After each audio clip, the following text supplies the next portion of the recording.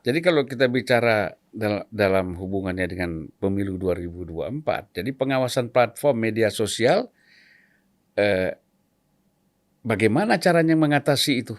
Nah, itu yang tidak mudah.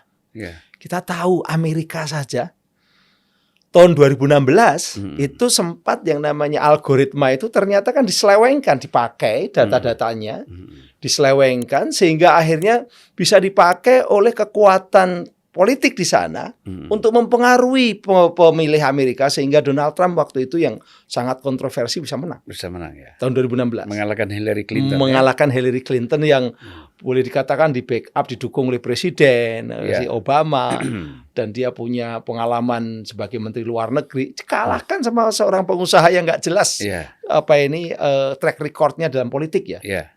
Tapi itu menggunakan algoritma. Dan algoritma itu bisa menangkap bahwa kecenderungan orang Amerika itu ternyata senang dengan white supremacy, mengglamorizing ras kulit putih. Maka lalu yang dipakai oleh si Trump waktu itu adalah make America great again, make America white again. Seakan-akan kulit-kulit di luar bawang putih itu jadi ancaman. Maka, munculnya kesimpulan-kesimpulan ini karena algoritma, karena adanya big data yang terkumpul dengan menggunakan itu. Nah, sehingga lalu iklan di media-media di platform digital di Amerika bisa berbeda dengan yang ada di luar Amerika, dan itu spesifik sekali mempengaruhi yang namanya para pemilih. Menanglah Trump.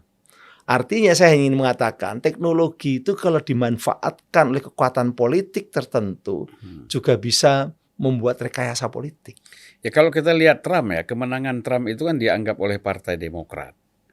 Itu kan satu itu tadi memang betul bahwa ada pemanfaatan algoritma. Untuk mempengaruhi para pemilih kan. Tapi juga kita mendengar ya bahwa peran Rusia di dalam memanfaatkan isu itu juga, bagaimana mereka mempengaruhi dunia katakanlah algoritmanya yang ada di Amerika untuk dikendalikan, diarahkan untuk memenangkan Trump ya. Betul. Artinya lalu muncul sebuah keyakinan dan fakta-fakta itu ada di film The Great Hack kalau di Netflix itu. Itu memang betul-betul data-data itu dimanfaatkan untuk mempengaruhi orang Amerika sehingga munculkan kemenangan yang kontroversi itu. Itu yang pertama. Dan itu konon ada peran dari negara lain, itu Rusia. Sehingga Trump sama Rusia waktu itu memang sebenarnya ada hubungan-hubungan. Sehingga menjadi semacam skandal dan sebagainya.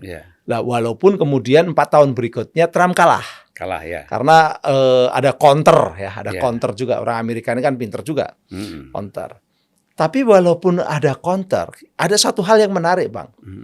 Tahun 2021 kemarin, setahun yang lalu, tanggal 6 Januari, itu puluhan ribu orang Amerika demo menduduki gedung Kongres. Dan 5 orang meninggal, 100 luka-luka. Ketua DPR-nya dikejar-kejar, disandra, mau dibunuh. Itu Pelosi itu. Ini negara demokrasi, Bang. Negara tempat kita belajar. Negara di mana orang terdidik juga banyak, ekonominya juga maju. Ternyata bisa kebalik-balik gitu loh. Gimana kalau negara lain? Kalau Amerika aja bisa terpengaruh oleh katakanlah tadi orang-orang ternyata yang pendukungnya Trump itu semakin radikal, semakin menganggap bahwa yang punya hak untuk jadi presiden itu ya white supremacy gitu kan. Ada kelompok-kelompok namanya Proud Boys dan sebagainya yang mendukung ini white supremacy dan politik. Dan Biden kan dianggap sebagai minoritas ya, sebagai Katolik. Biden dianggap minoritas. Biden dianggap sebagai kelompok yang terlalu dekat dengan asing. Itu dulu yang namanya Obama itu dianggap terinfiltrasi kelompok-kelompok radikal Muslim. Jadi kalau di Amerika Muslim itu untuk nakut-nakuti orang kulit putih. Kalau di Indonesia orang Muslim ditakut-takuti. Itu yang terjadi. Jadi mayoritas tuh selalu ditakut-takuti. Di Amerika mayoritasnya kulit putih. Kulit putih Protestan, White Anglo-Saxon Protestan. Ditakut-takuti mereka. Gitu kan? Karena apa? Karena memang data-data mereka itu memang ternyata memang orang kulit putih itu khawatir dengan orang-orang non kulit putih atau pendatang-pendatang. Lalu itu ditakut-takuti. Karena mereka mayoritas. Di Indonesia hampir sama sebenarnya. Mayoritasnya Muslim, yang ditakut-takuti Muslim. Tapi selama ini kan kita alhamdulillah Indonesia masih jauh lebih baik lah, katakanlah. Sampai sekarang ya masih jauh lebih baik.